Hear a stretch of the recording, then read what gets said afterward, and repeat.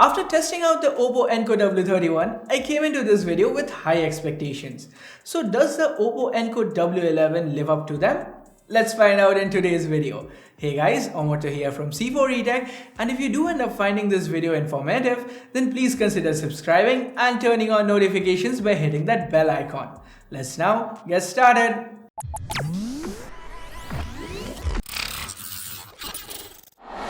When it comes to the unboxing experience, OPPO has kept it nice and minimal.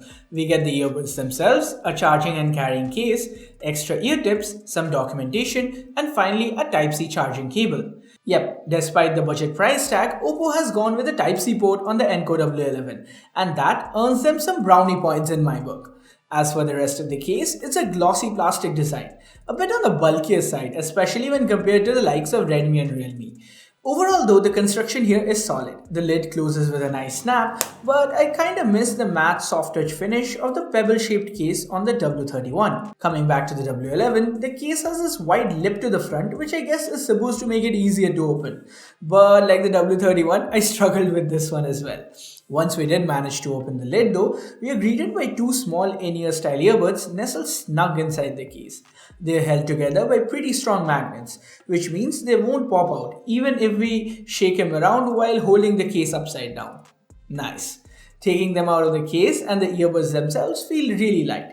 Yes, in comparison to both the Buds Q and the Redmi Earbuds S, the W11 are heavier, but honestly, once I put them in my ears and turned on Spotify, I barely noticed them even after continuously listening to music for nearly 3 hours at a stretch. So as far as fit and finish and comfort goes, I really like the W31. The in-ear design goes deep into the ear canal, making a good seal, and the buds themselves fit nicely within my ear. Heck, the fit is so snug that I even fell asleep while listening to music on them. And yeah, we did a shake test as well. The Enco W11 passed with flying colors, so wearing them to the gym or for a jog shouldn't pose any problems. Oh, and thanks to the IP55 rating here, the Enco W11 are better prepared to face the elements compared to the Redmi's or Realme's. Now, one thing that I've noticed in all these budget TWS earphones is that they tend to be a bit bass heavy. I came in hoping that maybe the Enco W11 would buck this trend since both the Enco W31 and M31 had amazingly balanced sound signatures. But no, the 8mm drivers in the Enco W11 are tuned to boost the low ends. The bass also felt kinda muddy. In songs like Smells Like Teen Spirit, I could feel the thump of the drums, but the amazing guitar riff didn't shine through as much as I'd expect. Without any equalizer tinkering on my part, I'd rate the sound quality from these buds somewhere in between the Buds Q and the Redmi Earbuds S. That being said, once I did change the sound signature, the W11 came back with a much tighter bass, and the highs, which were lost before, now could be heard more clearly. Like the Buds Q, the W11 also comes with support for the AAC codec. I also tried out the W11 while watching some Netflix, and I have to say, I didn't notice any latency issues. Dialogues came out crisp and clear. The big test though was call quality. Mic pickup has always been an issue for all the in-ear style TWS earphones that I have personally tested, but the W11 did better than most in this regard. I picked up a couple of calls with the Enco W11 and no one complained of any mic issues. They were able to hear me loud and clear. We also have an ENC algorithm that's supposed to provide noise cancellation for voice calls. One more thing, the bean-shaped earphones along with the angled stock fit so perfectly in my ear that it almost completely blocked out all background noises. While this amount of passive noise cancelling is amazing for listening to music, do be careful of your surroundings if you venture out into the streets with these buds in your ears. When it comes to controlling music, we can play or pause a track by a single tap on either ear. Double tapping on the right skips forward a song, and double tapping on the left goes one song back. What's more though, we can actually press and hold on the right ear to increase the volume, and then doing the same on the left ear decreases the volume. We can also triple tap on either side to call on our digital assistant.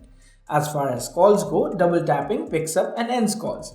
Overall, the touch controls here are quite intuitive, and within the first few tries, I got used to it. Now, there are a couple of things to note here. Number one, unlike the Realme Buds Q, there is no app that we can use to customize the controls. Normally, I'd count that as a con, but the W11 does almost that I'd want it to, so I don't mind this one as much. Number two, the touch controls are a little slow, so while the touch area on the buds are quite big, they sometimes take a little bit of time to respond.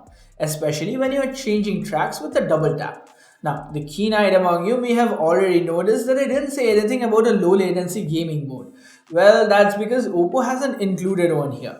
And well, with the regular mode, there's a pretty significant delay between the gun being fired on screen and the shot ringing out through the earbuds. So if you are someone who games a lot, then the Realme Buds Q or the Redmi Earbuds S would be a better choice. We have covered the fit, the sound, even the controls. The only thing left is battery life. OPPO claims 5 hours of battery life at 50% volume on a single charge and 20 hours with the case included.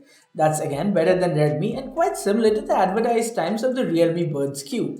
In my testing, I found that the W11 lasted me for about 4 hours with 75% volume and AAC turned on. As far as charging times goes, charging the drained headphones takes about 2 hours, and it's the same time to charge up the earphones plus the case from a wall charger. OPPO has also included this tiny status indicator light right here under the lip of the case. So overall, what are my thoughts on the OPPO Enco W11? Well, honestly, they're a pretty good budget truly wireless solution. Yes, the sound profile was kind of disappointing to me at first because I went in expecting the same balanced sound signature that we get with the OPPO Enco M31 and W31. But then after tuning it, I can say that these buds sound almost as good as the Realme Buds Q. Now, if you're a basehead or an avid mobile gamer, then I'd still suggest going with the Realme Buds Q. But for everyone else, the OPPO Enco W11 are worth checking out. Yes, at 2,499 rupees, it's more expensive than the Realme Buds Q, but it comes with an IP55 rating, a Type-C port, and volume controls right there on the earbuds, which in my eyes are big enough features worth shelling out the extra money for. But that's just my opinion. Now I wanna know what you guys think. Let me know by leaving a comment down below. And that's about it for this video. As always, like, share, subscribe, and oh, turn on notifications by hitting that bell icon if you haven't yet. Thanks a lot for watching till the end, guys. Have a good one. Cheers.